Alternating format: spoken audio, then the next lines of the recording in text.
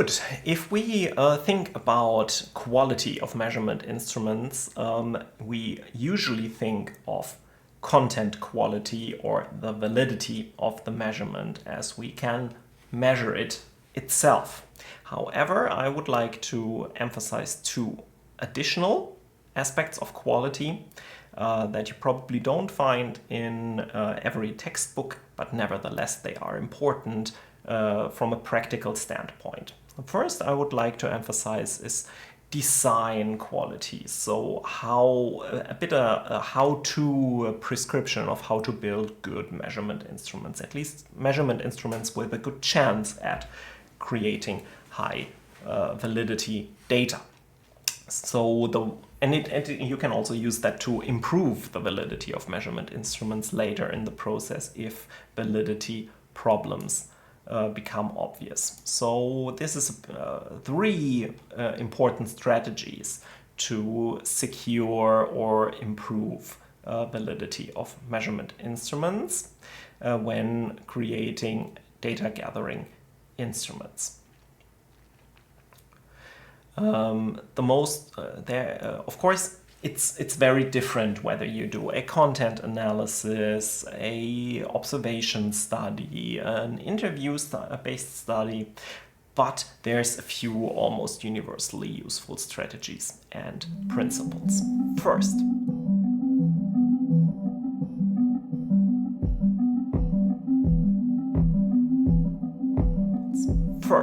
one thing you really need to make sure is to ensure theory consistency of your measurement. So the theoretical construct that you've defined needs to align with the measurement well. So the measurement needs to be specifically designed to operationalize this construct. So at each step of the process, you'll need to check a few things. Be aware that you are translating something quite abstract, the theoretical construct, into something concrete. Think of political interest again, which has lots of different behaviors, attitudes, facets that certainly play into the phenomenon, but nevertheless you squeeze all that into a very simple question about the degree of political interest on this ordinal scale, right?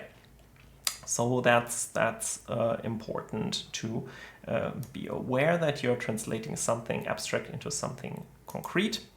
You need to remind yourself of what this theoretical concept really means and how it can be expressed in terms of observable behavior, if you do an observation study, in terms of text expressions, if you use a content analysis, or in terms of a questionnaire, a response to a question in a questionnaire. Okay, and one good strategy is also to break down one complex measurement into several simpler measurements that work together, for instance, simply by adding up their scores. So if you think it's too simplistic to just rate the degree of political interest, but you want to break it down into interest in local politics, interest in regional politics, interest in national politics, interest in international politics, then you have 4 different questions for each of them and add up the score if you want a comprehensive score across these domains. Okay, so then similar things you can do in content analysis and observation. Record several simple things that you can easily observe and record, and later on you check whether that works as an index or a scale. And you need to ensure that the measurements only capture components, or to a very large extent capture components that really belong to the target construct, so that you don't measure something else in addition that you don't want to measure. For instance, if you ask people to write an essay about something, you don't only measure their attitudes regarding the subject. you also measure their expression capacities, how good they are in to express themselves in writing. And you probably don't want that. So that's something you need to think about too, or find a way to deal with. And you need to ensure that the measurements really capture all major components that belong to the target construct. Not each and everything, but basically you shouldn't leave out things that we already know from theory are major components, are really important components and facets that you don't want to overlook. Okay, so that's this ensure theory consistency. Sounds simple, but there's quite a few concrete things you can try to improve theory consistency. Okay.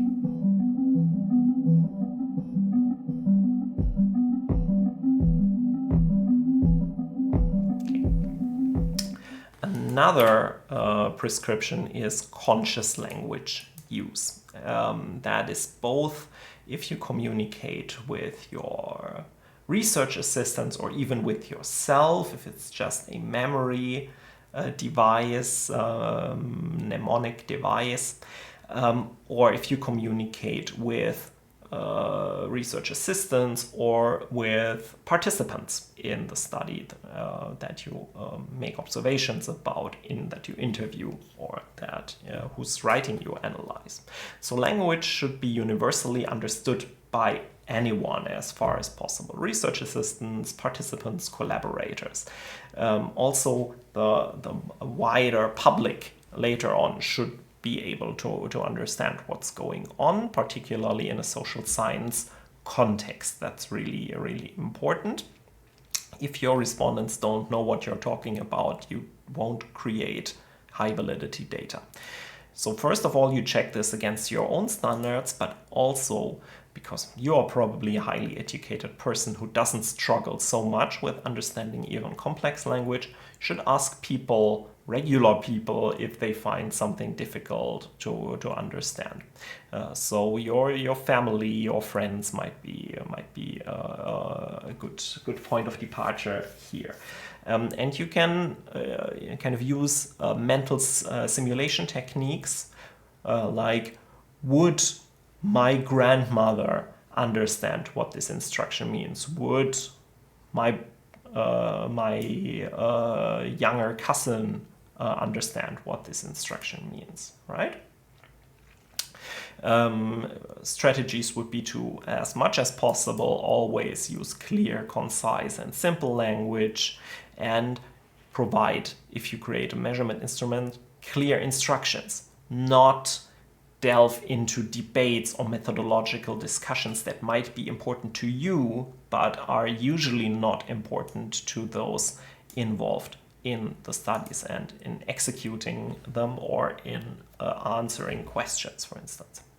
You need to avoid ambiguities, and if there's danger of ambiguities, to provide definitions that again need to be relevant, concise, simple, clear. That's not always easy.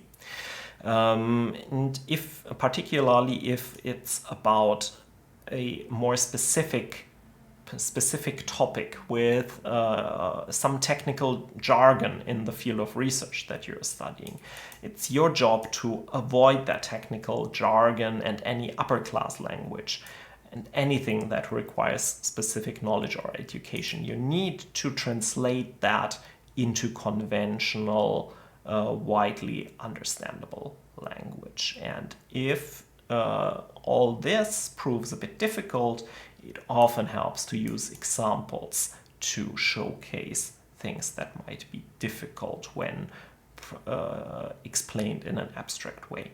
Okay? Good. And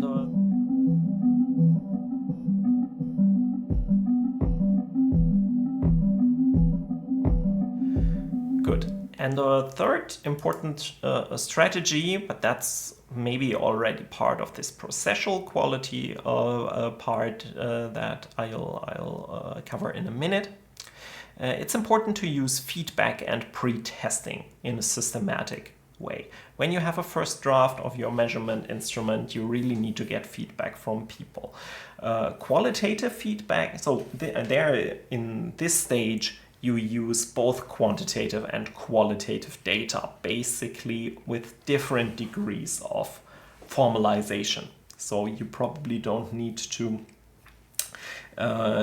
record every kind of feedback that you get.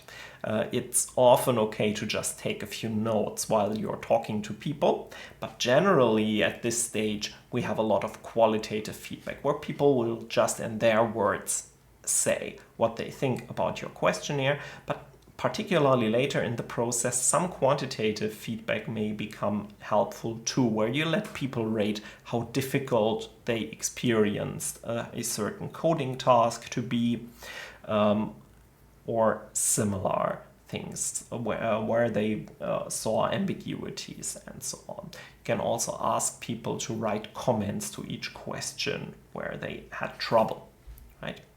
Okay, so qualitative feedback early in the drafting, it's particularly important, and you ask people how they would understand the instructions or questions and look for ways to optimize the instructions afterwards.